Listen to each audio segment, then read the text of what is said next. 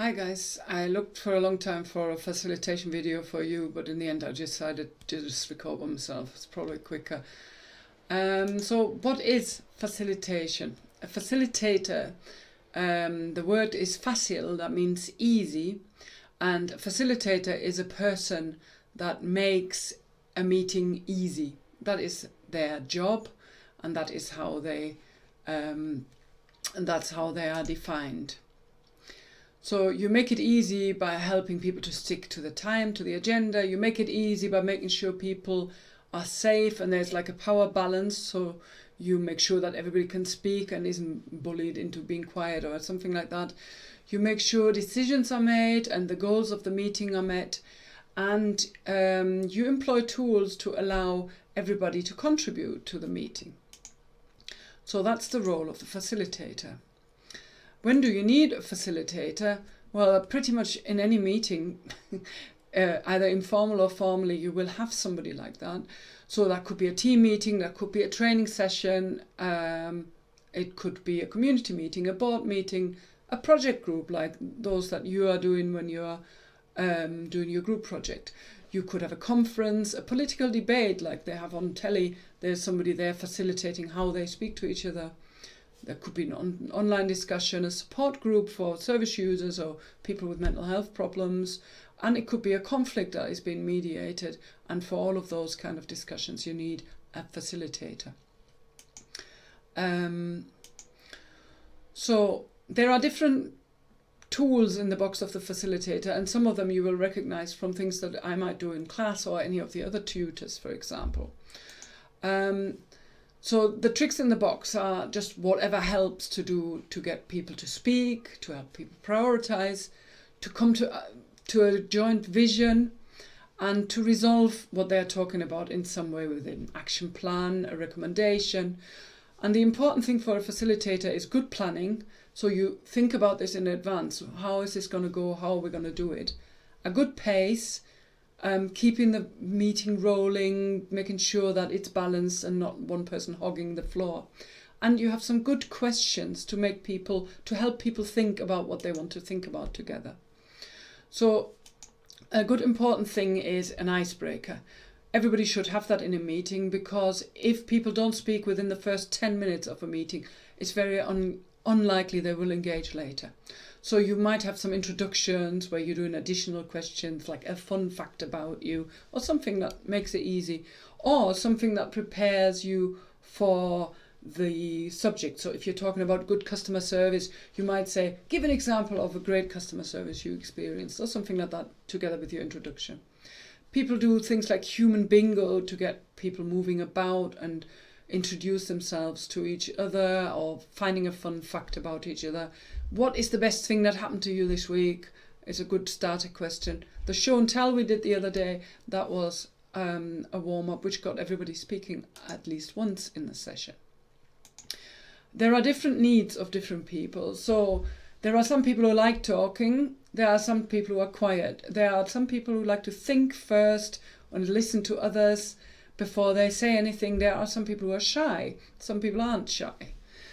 So when you're facilitating a session, you try to make sure that there are activities for everybody. So you might have people talking in pairs, in smaller groups, because that's less frightening than talking in front of lots of people. There may be one in a full group. There may be some activities with post-its where people can write down things in a quiet manner and put their ideas anonymously out without having to speak out. So different things allow different styles of people to contribute. You could use things like a round robin, asking people in turn for their views. You can brainstorm, like in a chat function if you're online, or in lots of different ways if you were in the room with people. You can ask people to discuss something in pairs, and then they feed back again. They can draw something. What does the typical student look like? And then have a drawing of it, and you can find what people imagine in their heads when they hear a particular word.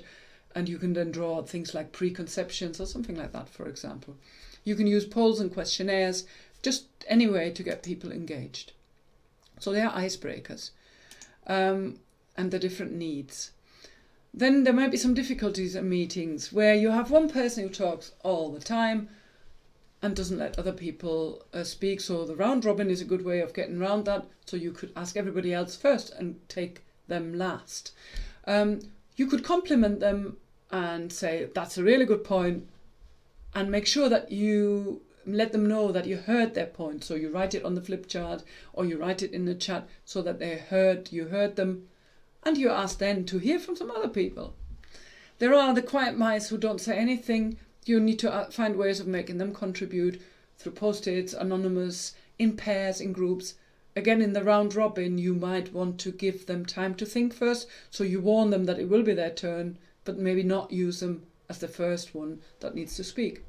There may be situations where people put other people down, show some lack of respect, and you might want to make sure there are clear ground rules that you have agreed at the beginning of the session, and you remind people of them because they will have agreed to it, so you can remind them if they forget about it. And when things are serious, you need to call it out because you're there to make sure that everybody's safe in the session. And you ask people to stop certain things that they're saying because they might upset somebody. Or remind them that of their language or whatever. If the meeting's really unproductive, remind people of the time, draw them back to the task, ask them, so what did we agree, or what do we want to agree on this? What are the next steps that we need to take to get that, to bring them back to task? And finally, when you're making decisions, there are different ways of doing that. If you have a lot of time, you can just let people talk until they find a consensus, which is not always as easy as it sounds, in that the quieter people are often not engaged in the way that they can make their voices heard and contribute to that decision making. So you have to also check every time that everybody heard the same decision, because at the end they might all walk away and think their version of what the decision was. So you need to summarize and make sure they all heard the same thing. You might use a voting tool, little dots and buttons that people can use to vote, giving them 3 voting buttons to help prioritize actions. Or you can have a shared document where you ask people to move about items that they want to discuss and categorize them, like this is the essential bits, these bits are the bits that we want and that we think are important but not as essential as the others, and then they would be nice to have, and you can have a discussion that's a bit more structured in that way. You can set a criteria for your decision. We will give priority to the things that are most urgent. We will then give priority to the things that are supported by most people or whatever, and then apply those.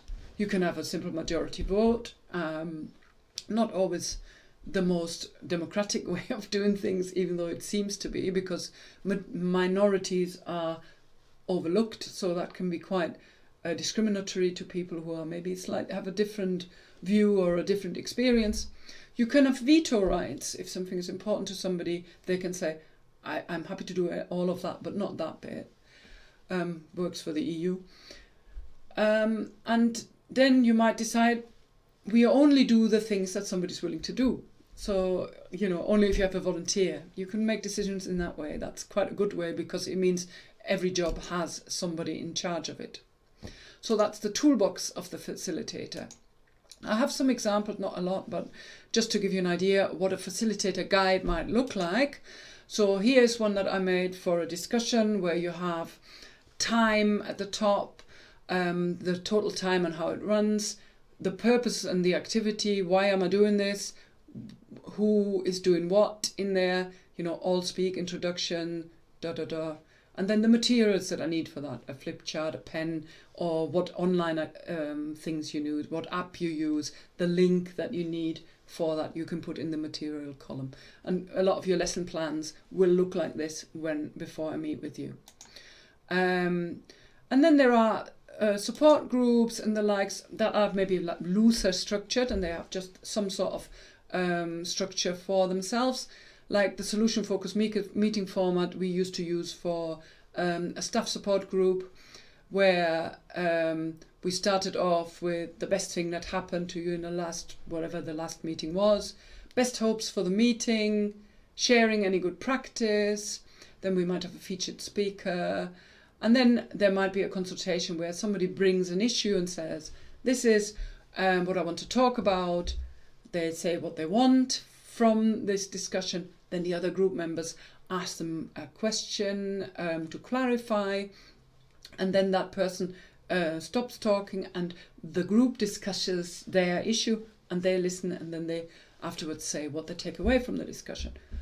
There are lots of formats like that that allow you a structure that is slightly different from a normal discussion. Or you can have where one person sits in a chair with the issue they brought and everybody asks them questions rather than telling them what to do, and they work out from the questions a way forward. That can work in group facilitation sessions as well. If you do have any questions, please note them down after watching this video and bring them to our next seminar, and we talk about them there. I hope you found this useful. This is just a quick video about the role of the facilitator in different settings and meetings, and some of the toolkits that you may use. So feel free to ask me anything. I've done a lot of these, and I thought the videos that I found were all trying to sell you a facilitator or some other things, so I thought I'd record you one myself. I'll see you shortly.